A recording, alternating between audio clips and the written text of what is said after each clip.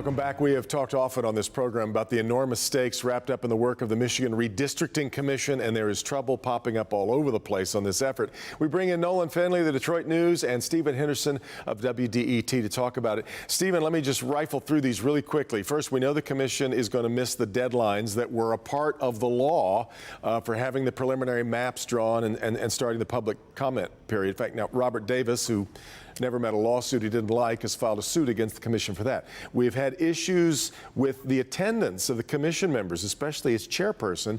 And now the state GOP chair, Ron Weiser, says two of the independents on the commission aren't really independents, but are instead Democrats who misrepresented themselves. So how much trouble is all of this, Stephen?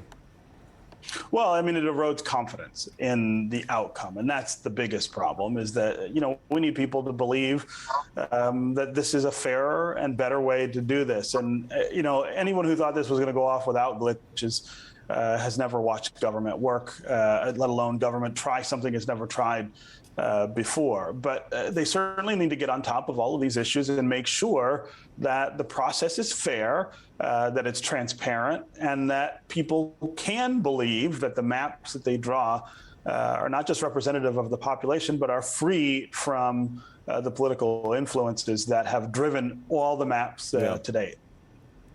Nolan, your thoughts on where we are at this juncture? Well, everything was complicated by the delay in getting the census numbers and the numbers being really not very reliable or complete. I would have liked to seen this commission structure be set up, 6 Republicans, 6 Democrats, and forget about trying to get truly independent members. I think that's an almost impossible task. And now we see 2 of the 5 independents aren't really independent. And as Steve said, that erodes confidence. I really don't know if they're going to get districts drawn in a fashion and on a timetable that will allow for the elections next year to proceed on a adequate timetable. We were kind of relying on that. Stephen, the commission asked for relief from the courts on the deadline portion, and courts basically said no. That seems to me to be the biggest problem in this, is these deadlines that were built into the law. Yeah, and they were built on the assumption that census data would work the way it normally does. It didn't this time because of COVID. I don't know why the court won't take that into consideration. But we don't have a choice.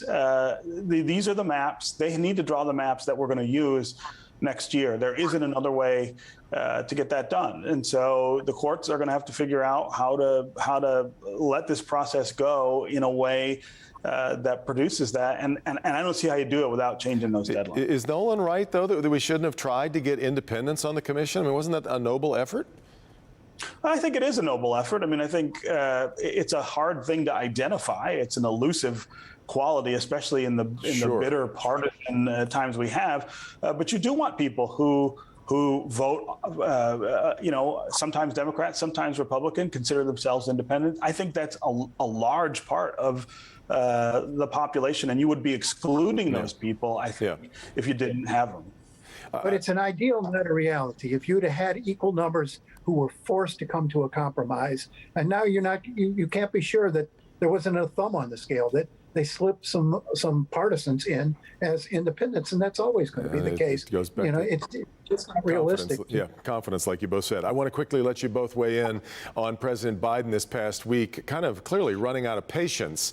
All of us believed, I guess, that the vaccine effort would show more success than it has, and now maybe mandating it for up to 100 million Americans. Nolan, is this the right answer? Of course not. I don't think it'll withstand a court challenge. It's arbitrary. Are you less likely to get COVID if you work for a 90-employee company than a 100-employee company?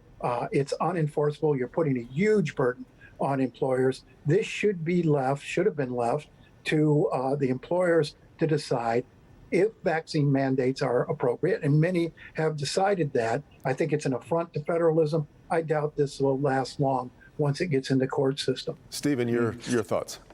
Yeah, I think the public health imperative is going to be of help to the president and the courts. The question is, how strong an imperative is that, and can it override other kinds of statutory and constitutional considerations?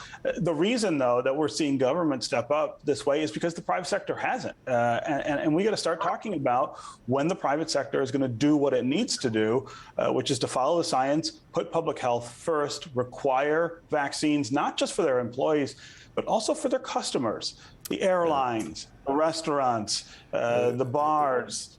If they were to say, you've got to have a vaccine to come in here, everybody'd get one. And that was an area Flashpoint watchers will recall you both finding agreement on several weeks ago. Guys, I got to run. We'll leave it there. Thanks so much for the time. As always, we'll see you again soon. Back with more on Flashpoint right after this.